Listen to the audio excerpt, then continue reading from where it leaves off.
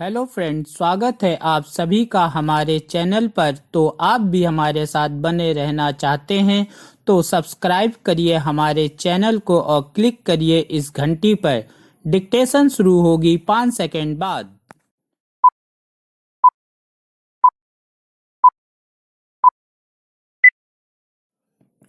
महोदय, हमारे देश में ऐसे गांव हैं जहां पर कि पेयजल की कठिनाई है। वहां के लिए हम अच्छा पेयजल देने की योजना बनाएं। मुझे इस बात की खुशी है कि सरकार का ध्यान इस बात पर गया है। हमारे देश के जो समस्याग्रस्त गांव हैं उनके लिए भी इस बजट में काफी रुपया रखा गया है, जिससे कि हमारे समस्याग्रस्त गांवों की समस्याएं हल हों। ये ऐसे कार्य हैं जिनके द्वारा हमारे गांवों में रहने वाले लोगों का जीवन स्तर ऊंचा होगा, स्वास्थ्य भी अच्छा होगा। इसके साथ हमारी सरकार अपने देश पिछड़े हुए हिस्सों के लिए, गरीब हिस्सों के लिए, हमारे को परेशान लोगों के लिए, उनकी उन्नति के लिए भी काम कर रही है। उनके विकास के कार्यक्रम भी हमारे राष्ट्र के सामने हैं। ऐसे जो कार्यक्रम हैं उनके लिए विशेष तौर से आयोजन किया गया है। प्रत्येक कार्यक्रम के लिए काफी बड़ी धनराशि रखी गई है। भारतवर्ष में जिस तरह से बड़ी जनसंख्या है, उतनी बड़ी जनसंख्या वाले चीन या एक दो और बड़े देश हैं। वहां पर भी हम जानते हैं वे देश, चीन और दूसरे देश अपने तरीके से अपने अपने यहाँ इस कठिनाई को देखते हैं और इसकी बात करते हैं। सन 1971 में चीन ने भी परिवार नियोजन को बड़े जोरों से आरंभ किया और 1% संवृद्धि दर कम कर पाए हैं 10-11 वर्ष में।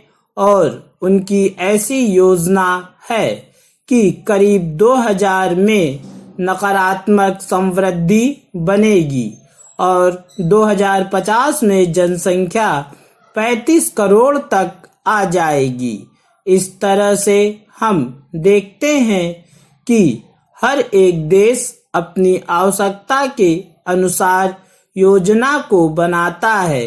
भारतवर्ष में भी हमें बड़ी सच्चाई के साथ सबको मिलकर यह कार्य करना पड़ेगा और लोगों के पास जाकर उनको समझाना होगा कि हम कितनी भी उन्नति कर लें, जब तक इस कार्यक्रम को सफल नहीं बनाते हैं हम विकास नहीं कर सकेंगे।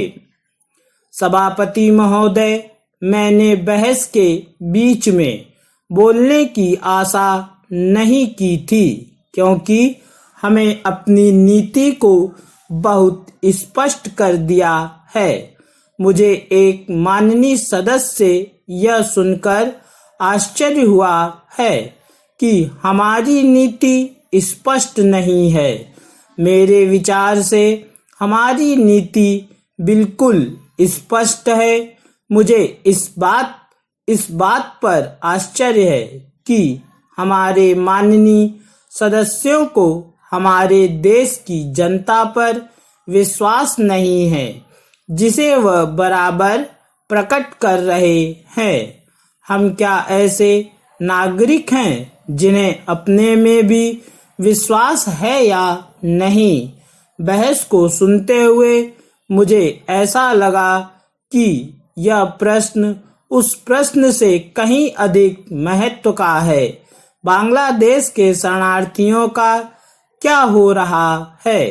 यदि हमें अपने पर विश्वास नहीं है तो हम कुछ कहें तो उसका कोई मतलब नहीं रह जाता, क्योंकि हम उसे उपयोग में नहीं ला सकते। पूर्ण विराम। महोदय, अगर आप लोगों को मेरी वीडियो अच्छी लगी हो तो लाइक करिए, सब्सक्राइब करिए और बेल आइकन को दबाना ना भूलें तथा अपने दोस्तों में ज़्यादा से ज़्यादा शेयर करें।